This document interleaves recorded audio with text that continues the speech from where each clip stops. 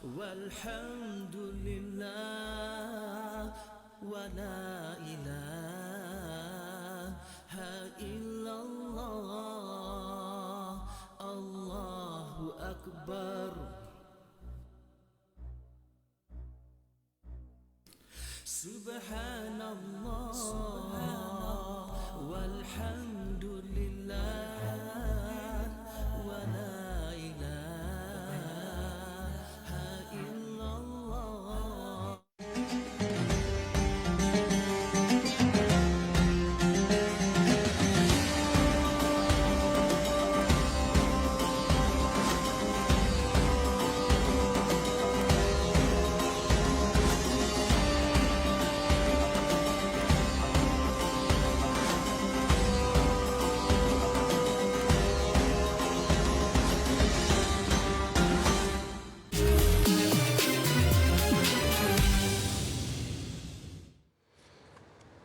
Bismillahirrahmanirrahim. Assalamualaikum warahmatullahi wabarakatuh. Selamat pagi wahai rakyat Malaysia. Selamat berpagi-pagian. Jam menunjukkan pukul 6.30 pagi. Live di Assalamualaikum. Anda bersama saya Ardi Herman. Pagi-pagi ini kita harap semua telah selesai menunaikan solat fardu subuh, zikir-zikir sikit, wirid-wirid dan berdoa. Mudah-mudahan apa yang kita laksanakan hari ini akan dipermudahkan insya-Allah. Okey, hari ini kita ke dalam Assalamualaikum subuh, kita dah war-warkan di social media dan sebagainya, di Telegram ke, di Instagram ke, di Facebook dan sebagainya. Topik kita akan kita bincangkan pada pagi-pagi ini nampak macam simple tapi penting. Sebab apa? Dia menceritakan tentang sebaik-baik manusia. Biasa kita dengar sebaik-baik manusia adalah apa? Sebaik-baik manusia itu dan ini dan sebagainya. Jadi saya tak nak buang masa sebab saya ada dua panel hari ini. Dua panel di studio menemani saya pagi ini. Kalau boleh saya perkenalkan terus di sebelah kanan saya tidak lain tidak bukan Ustaz Muhammad Azli Abdullah, pengerusi Musalla Ar-Raudah. Assalamualaikum Ustaz. Assalamualaikum. Alhamdulillah sihat. Alhamdulillah. Salam sikit. Tadi saya Saya mantap. Alhamdulillah. Mantap, Dan di sebelah kanan Ustaz adalah tidak lain tidak bukan selebriti tersohor Heliza Helmi. Apa khabar? Alhamdulillah sihat walafiat. Alhamdulillah. Okey Ustaz, sebaik-baik manusia topik kita ini. Jadi mungkin Ustaz boleh perjelaskanlah di sebalik biasa kita dengar kan memberi manfaat sebaik-baik manusia adalah yang memberi manfaat kepada orang lain kan. Mungkin Ustaz boleh perincikan sikit bagi penonton kita faham, termasuk saya sendiri. Bismillahirrahmanirrahim. Assalamualaikum warahmatullahi wabarakatuh. Alhamdulillah wassalatu wassalamu ala Rasulillah wa ala alihi wa sahbihi wa man tabi'ahu wa nasarahu wa man walah. Alhamdulillah, syukur pada Allah Subhanahu wa taala. Allah kembalikan semula ruh ke jasad kita. Allah beri afiat pada tubuh badan kita dan Allah beri izin pada lidah kita untuk kita mudah menyebut namanya. Alhamdulillah. Terima kasih Hadi, terima kasih juga Liza sudi menemani pada pagi ini. Nabi sebut khairun nas anfa'uhum linnas, sebaik-baik manusia ialah orang yang paling banyak memberi manfaat kepada manusia yang lain. Bagaimana kita nak memperincikan kebaikan yang kita buat pada orang yang dikatakan sebaik-baik kita kata manusia itu. Jadi Allah Subhanahu Wa Taala menyebut surah An-Nisa, wa'budullah wa la tusyriku bihi syai'a. Sembahlah Allah, jangan syirik padanya. Itu pertamalah. Pertama dan selamanya itulah yang sepatutnya kita buat, sembah Allah dan dengan syirik. Kemudian wabil walidaini ihsana, buat baik pada ibu ayah. Ni dah kita bincang sebelum ni. Wa bizil qurba, buat baik kepada kaum kerabat. Wal yatama, anak yatim. Wal jari zil qurba, dan juga jiran yang ada yang dekat. Wal jaril junub, jiran jauh. Wa ibnis sabil, orang yang dalam musafir. Wa ma malakat aymanukum. Dan siapa saja yang kamu miliki, maknanya hamba sahaya yang kamu miliki. Innallaha la yuhibbu man kana mukhtalan fakhura. Sungguhnya Allah tidak suka orang yang membanggakan diri. Seolah-olah dalam ayat ini Allah memperincikan tentang kebaikan yang kita lakukan kepada manusia lain. Selepas daripada Allah, kita buat kebaikan kepada ibu ayah kita, kaum kerabat kita, adik-beradik kita, anak-anak saudara kita, anak kita sendiri, kemudian kepada jiran tetangga kita sama ada yang ada hubungan kerabat atau tidak. Kemudian juga kepada anak-anak yatim, kepada orang dalam musafir. Dan tentu sekali Nabi SAW memperincikan tentang apakah jenis kebaikan yang kita buat pada manusia lain yang bolehlah kita katakan sebagai amalan yang terbaik. Saya tidak hafal hadis ni, dan kalau saya hafal pun saya memang takut tersalah. Jadi saya sebut apa yang Nabi sebut, ahabbun nas ilallahi anfa'uhum linnas. sekasih-kasih, sesayang-sayang manusia sisi Allah ialah orang yang banyak memberi manfaat kepada manusia lain. Wa habbul a'mal ila Allah azza wa jalla sururu tudkhiluhu ala muslim. Pertama sekali, amalan yang Allah sangat sayang, Allah sangat suka kita buat ialah kita memasukkan, memberi keseronokan kepada manusia lain. Maknanya memberi bantuan dan sebagainya lah, secara umum lah. Kemudian awak digembira. Kemudian takshifu anhu kurbah. Kita membuka atau melapangkan dia punya kesempitan hidup dia, kesukaran, kesempitan dia. 2. Kemudian au taqdi anhu dainan, atau tolong selesaikan hutang dia.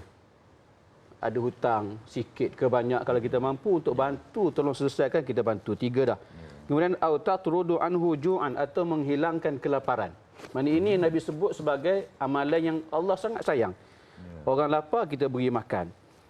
Wa li an amshi ma'a akhi fi hajah ahabbu ila Allah min an a'takifa fi hadzal masjid. Dan seseorang itu berjalan dengan orang yang ada keperluan.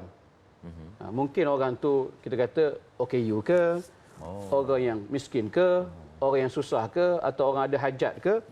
Kalau kita berjalan dengan mereka ini, Allah lebih suka daripada kalau kamu beriktikaf di masjid ini, Nabi kata. Itu Masjid Nabawi. Bermakna banyak sangat ruang dan peluang untuk kita menjadi insan yang paling Allah kasih. Nanti kita akan dengar Reza akan sebut apa. Reza banyak buat kerja-kerja begini. Saya sebut secara umum dulu. Sebut umum dulu tentang apa yang Nabi perincikan tentang amalan-amalan yang boleh kita buat supaya kita ni menjadi orang yang sangat dikasihi Allah Subhanahu wa taala. Bukan sekadar kita solat, bukan sekadar kita puasa, kadang kita rasa mungkin sembahyang tahajud kot. Mungkin kita banyak semayang, kita punya qiyam pergi lama ke. Tapi rupa-rupanya ada perkara yang sangat mudah kita lakukan. Dia menjadikan kita manusia yang paling Allah sayang. Sebagaimana yang Nabi sebutkan tadi. Itu sebagai intronya. Nanti kita dengar. Dengar Heriza sebut apa. Okey, itulah nak tahu juga sebab Heriza adalah individu yang bagi saya melazimi ialah dengan bidang kemanusiaannya, memberi bantuan, dan dengannya bawa balik dari Sabah kan. Biasanya Haliza ke Syria, ke Gaza dan sebagainya. Apa yang Haliza mungkin nak kongsikan dalam topik sebaik-baik manusia dia, dan Haliza rasa dia menterjemahkan diri Haliza mungkin untuk memberi kebaikan sebaik mungkin kepada orang lain. Masya Allah. Bismillahirrahmanirrahim. Assalamualaikum warahmatullahi wabarakatuh. Selamat pagi kepada semua yang sedang menonton. Masya Allah, sebenarnya saya juga belajar juga berkenaan dengan hadis khairun nas anfa'uhum linnas. Sebaik-baik manusia adalah orang memberi manfaat kepada orang lain. Waktu tu beberapa tahun yang lalu, mungkin sekitar 2012, 2010 lebih kurang macam tu, saya terfikirkan apabila Allah meletakkan saya di dalam industri seni, apa manfaat yang saya sumbangkan kepada orang ramai? Adakah macam Ustaz kata untuk diri kita sendiri, kita dapat duit dan sebagainya, kita beli barang, keperluan kita, tetapi orang lain dalam keadaan kesempitan, dalam keadaan yang kelaparan dan sebagainya kan. Jadi alhamdulillah Allah buka satu persatu dengan membawa saya dan juga Hazani Helmi dan juga sahabat-sahabat lain pergi ke Palestin, ke Syria, ke Yaman, dalam Malaysia dan juga luar negara, termasuklah apabila berlakunya bencana, gempa bumi, tsunami dan sebagainya, contohnya seperti di Indonesia. Di situ sebenarnya membuka mata bahawasanya kehidupan kita ini bukan untuk diri kita sahaja, tapi untuk orang lain. Sebagai contoh, apabila berada di Palestin dan juga Syria, mereka kata tak mengapa kalau tak nak tolong kami, tapi apa yang kamu nak jawab di hadapan Allah kelak bila Allah tanya kepada kamu, apa yang telah kamu bantu untuk saudara dan juga adik-beradik kamu. Kamu dah ada jawapan belum kan? Jadi di situ kita rasa macam kita sebenarnya kehidupan kita dipermudahkan dan sebagainya kadang-kadang disebabkan oleh doa-doa orang lain. Sebagai contoh misi baru-baru ni di Sempurna Sabah, Ustaz dan juga Adi kan, bersama dengan Impactive Malaysia, ada seorang makcik ni, sebab pergi ke Sempurna Sabah ni memang di pedalaman, nak jalan pun tak boleh ramai-ramai, nak naik rumah pun tak boleh sebab takut roboh. Saya sendiri pun boleh nampak ada lebam kat sini sebab pada waktu malam tu keadaan sangat gelap. Dan bila berjalan, ya Allah, saya duk fikir yang cerita yang kena makan buaya tu. Saya adalah orang yang memang hampir terjatuh di dalam titi tu. Kaki dah ke bawah, telefon dah ke tepi semua. So kaki saya dah terpeleok dan sikit ke nak masuk. Buaya dah standby dah. Buaya kat saya macam, ya Allah. Betul-betul. Dah doa makan. Saya memang berdebar juga sebab teringat kisah tu. Itu kehidupan yang saya lalu dalam keadaan berhati-hati. Bayangkan mereka yang memang hari-hari lalu, memang mereka kabarkan ada juga budak 5 tahun yang terjatuh ke dalam lemas. Waktu kami lalu pula nampak anjing pun jatuh ke dalam lemas juga. Jadi kita kata, kehidupan seperti ini masih ada dekat sana. Dan kebanyakan daripada anak-anak kat sana tak tahu membaca, tak tahu mengira, tetapi mereka seronok, mereka nak belajar.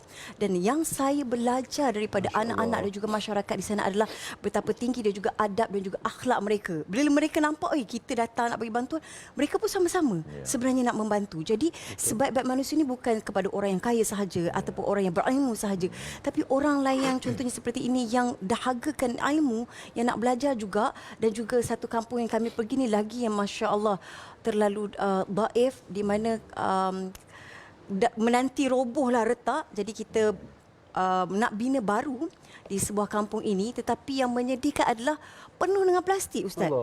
Penuh dengan plastik. Plastik ada plastik apa? Plastik dengan izin minta maaf, hisap kam. Jadi kat sana mereka tak tahu. Mereka mai waktu tu depan mata saya, dia kata jom main, lepas tu dia keluarkan duit shilling. Sebab mereka tidak tahu perkara itu adalah perkara yang tidak boleh sebenarnya. Jadi kita berfikir untuk buat masjid juga, kita nak buat rumah, kita nak bina sekolah, dan juga kita nak kalau boleh bersama-sama tenaga mengajar yang boleh tinggal dekat sana untuk menjadi itulah khairun nas anfa'uhum linnas. Sebaik-baik manusia adalah manusia yang bermanfaat ini. Dengan cerita daripada orang yang melazimi, yang selalu on the ground seronok dengan cerita ni. Kalau boleh nak panjang lagi, tapi sebab kita nak kena berehat sekejap. Jadi kita jumpa balik selepas ini dalam Assalamualaikum Subuh. Stay tune.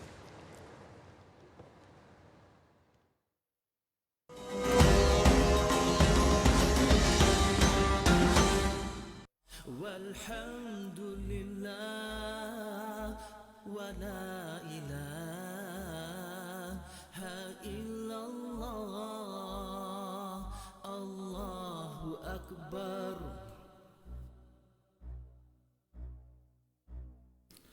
Subhanallah walhamdulillah wa la ilaha illallah, Allahu akbar. Subhanallah walhamdulillah wa la ilaha illallah, Allahu akbar. Subhanallah walhamdulillah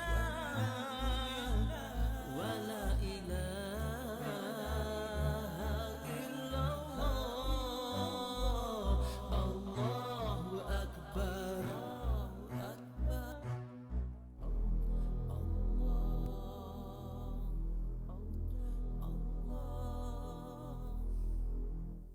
Allahu Allah, Allahu Allah, Allahu Allah, Allahu Allah, Allahu Allah, Allahu Allah,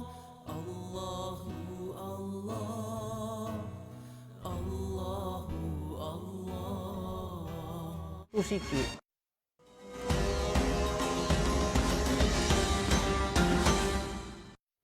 Okay, para penonton, bukan saja masa live tadi berbincang, masa iklan pun kita bersembang.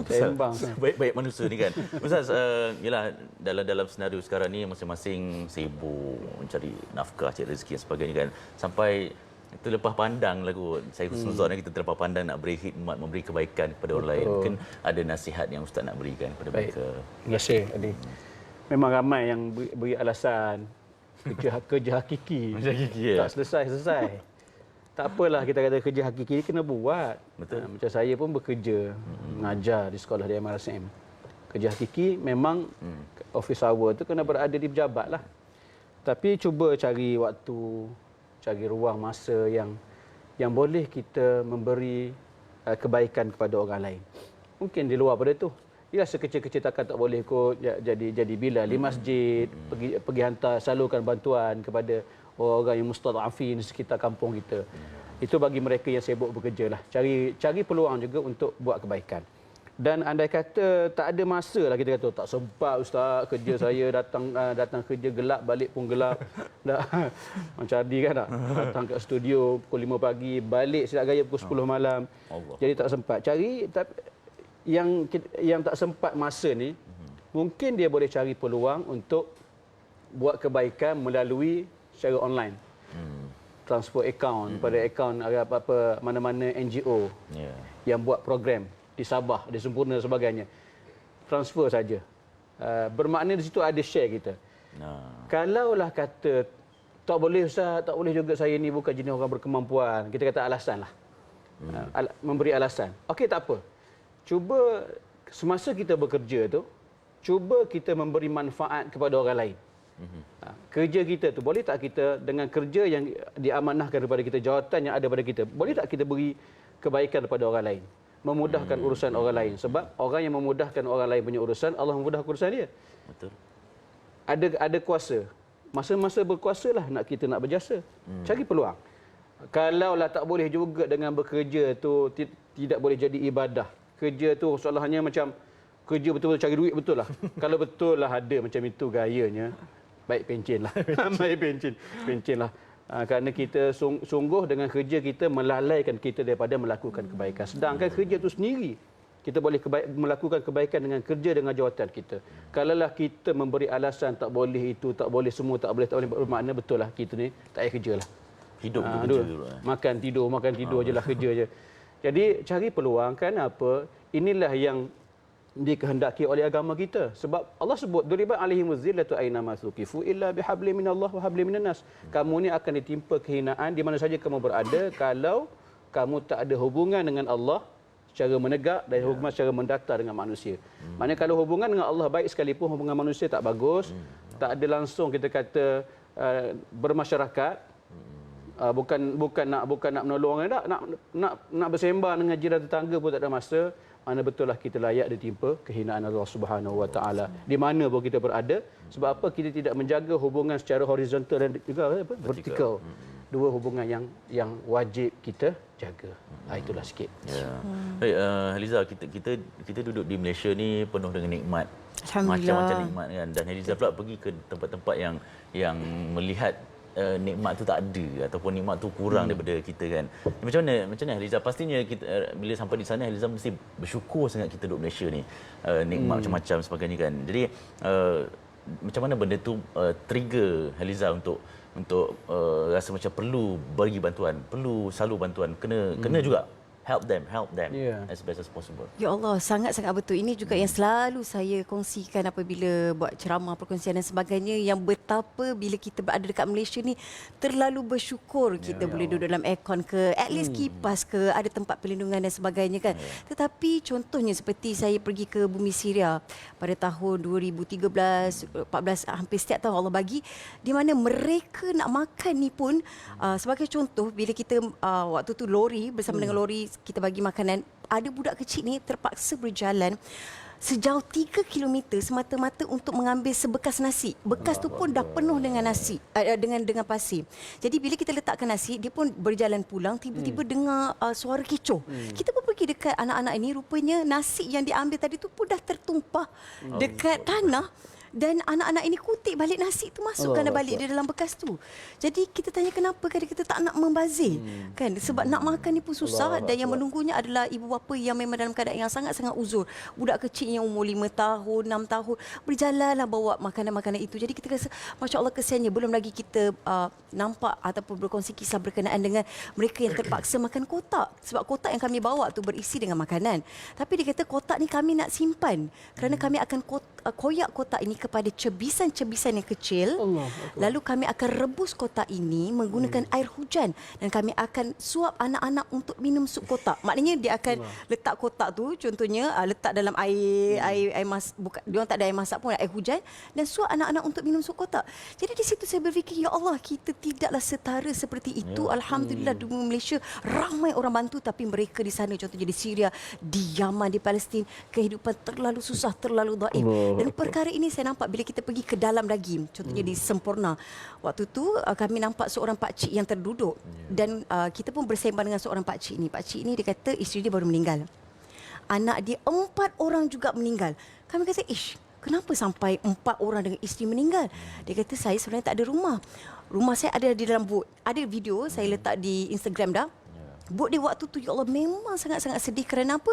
Kerana dalam bot air dia dah masuk. So dikeluarkan air tu sebab bot tu bocor, enjin tak ada, bersama dengan anak kecil yang tak berpakaian pun dan dengan luka dan sebagainya. Dan bila kita kata kenapa boleh meninggal, dia kata kemungkinan isteri dan juga anak-anak saya stroke, haba, panas, hujan. Jadi bila hujan ataupun panas, dia akan bawa bot itu bawah rumah orang lain. Rumah orang lain pun dalam keadaan yang memang papan sahaja. Jadi waktu tu Masya Allah kami terus berfikir untuk menghasilkan bot dalam keadaan segera. Dan Alhamdulillah saya dapat mesej semalam, belum kurang seminggu kita dapat bot yang sangat besar untuk pakcik ini dengan ada berbumbung dan akan penuh semua kelengkapan seperti rumah. Bila kita tanya nak rumah ke nak bot, mereka prefer bot sebab senang untuk mereka nak menjala ikan untuk bekerja untuk masyarakat di sana. Jadi Alhamdulillah, terima kasih rakyat Malaysia, teruskan untuk menjadi manusia yang bermanfaat, terutamanya apabila kita nak bina masjid yang insya-Allah Ustaz akan kongsikan lagi, itu adalah pahala berpanjangan hingga ke Jannah Firdaus insya-Allah. Insya-Allah, amin ya rabbal alamin. Ustaz, nak tahu jugalah latest update ni Musalla Ar-Raudhah ni kan. Sejauh mana progresnya? Alhamdulillah, semalam satu peristiwa bersejarah saya share kat FB, dekat IG. 12-12-22. Masya Allah, birthday mak mertua saya semalam. Sama air jadi makcik Sama. Hari bersejarah tu kenapa? Sebab semalam tu Kubah diangkat ke semalam ini ada insiden kubah terbang sebenarnya. Kalau tak ambil gambar tali tu memang nampak macam terbang lah. Itu dia. Jadi kami angkat kubah hijau tu daripada bawah ke atas. Alhamdulillah melengkapkan 70% pembinaan. Okey. Musalla, tinggal lagi 30% berbaki. Okey. Tapi yalah, walaupun 30% yang finishing inilah rupa-rupanya yang memerlukan tu gambar kubah ni. Itu belum pasang. Belum ditanggalkan warna yang sebenar, warna hijau tu, plastik belum campur lagi. Jadi 30% tu sebenarnya satu kos yang besar sebenarnya. Sebab kita nak pasang kapet, kita nak buat tiang tu macam tiang ala-ala Raudhah. Dan juga kita nak pintu pun kita nak pintu Masjid Nabawi. Kemudian banyaklah cadangan kita nak buat solar, boring air. Kemudian kita nak pasang 2 kanopi besar di luar kanopi Masjid Nabawi kita buka tu pun kita nak pasang insya-Allah, supaya dengan melihat kubah hijau dan itu semua mengingatkan kita pada junjungan mulia Nabi kita Muhammad sallallahu alaihi wasallam. Dan saya ni nak mengucapkan ribuan terima kasih kepada tuan-tuan, puan-puan semua di luar sana yang tak putus-putus menyumbang untuk pembangunan Musalla Ar-Raudhah. Mudah-mudahan apa yang Nabi janjikan, iaitu man bana lillahi masjida, siapa membina kerana Allah akan sebuah masjid, walaupun kama fasiqatah, besar sarang burung je, atau lebih kecil dari itu, maka Allah telah membina untuknya baitan fil jannah. Baitan ni maksud dia rumah, tapi disebut rumah tu di dunia kita kata rumah lah, tapi bila kita menyandarkan rumah itu di syurga, dia bukan rumah lagi, dalam mahligai. Jadi Allah menyediakan untuk mereka yang menyumbang walaupun sekecil sarang burung, maknanya sebesar gelas ni atau lebih kecil lagi, Allah menyediakan untuk mereka tu, kita semua mahligai dalam syurga. Terima kasih banyak. Tahniah diucapkan. Mungkin untuk sebab Ustaz dah buat buku hari kan. Mungkin boleh kongsikan juga kepada penonton macam mana nak dapat buku ni, sebab buku ni saya pun ada. Memang menarik. Macam mana nak dapat? Buku ni buku Eliza punya ni. Okey, ini buku ni tu ada Quran ni, kita promosilah siapa nak beli sambil menyumbang. Harga RM60. Sorry, salah kamera. Harga RM60. Jadi separuh daripada jualan buku ni terus kita salurkan kepada pembinaan Musalla Ar-Raudhah. Buku ni adalah ringkasan 30 juzuk Al-Quran dalam bentuk tua. Tua ada Quran, satu hari satu tua. Hinggalah 30 hari selesailah 30 juzuk. Dan buku yang keduanya adalah buku 40 hadis perjuangan. Itu harga RM50. Tuan-tuan beli RM50, RM25 tu disalur untuk pembinaan Musalla Ar-Raudhah. Bermakna sambil membeli dapat ilmu, dapat info, dapat juga pahala, dapat mahligai dalam syurga. Boleh hubungi kita punya hotline kita lah. Yang tertera di kaca televisyen anda. Eliza, Ya, saya. kata-kata akhir sikit. Okey, bila kita sebut tentang khairun nas anfa'uhum linnas, sebaik-baik manusia adalah orang memberi manfaat kepada orang lain. Dan teringat hadis Nabi Muhammad SAW satu lagi Ustaz, betul kan, tentang la yu'minu ahadukum hatta yuhibba li akhihi ma yuhibbu li nafsihi. Ma yuhibbu li nafsihi. Tidak sempurna iman seorang itu kalau kita tidak mengasihi saudara kita seperti mana kita kasih pada diri kita sendiri. Jadi kita nak kasih pada saudara kita ni, masya-Allah, dengan menjadi manusia bermanfaat lah, memberi apa saja yang kita ada, senyuman ke, tenaga ke, kewangan ke, termasuklah dengan memberi dana untuk membina masjid walaupun sebesar sarang burung. Masya Allah, kurniaan selepas itu sangat besar di syurga nanti.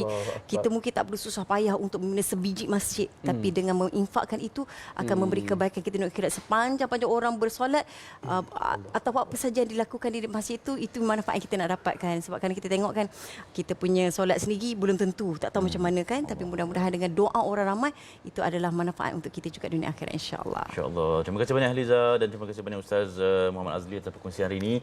Kita harapkan para penonton kalau dapat lepas dengar sesi ini, kita akan lebih rasa gembira dengan memberi. Ya, betul. Dan seronok memberi. Itu yang kita harapkan, supaya ada timbul rasa kesyukuran dan sebagainya. Sebab saya rasa perkongsian hari ini, Haliza punya cerita, Ustaz punya ilmu yang Ustaz beri kepada kami semua, insya-Allah boleh dimanfaatkan oleh para penonton. Okey. Para penonton, kita berehat, kita akan kembali dalam Assalamualaikum at 7 sebentar lagi.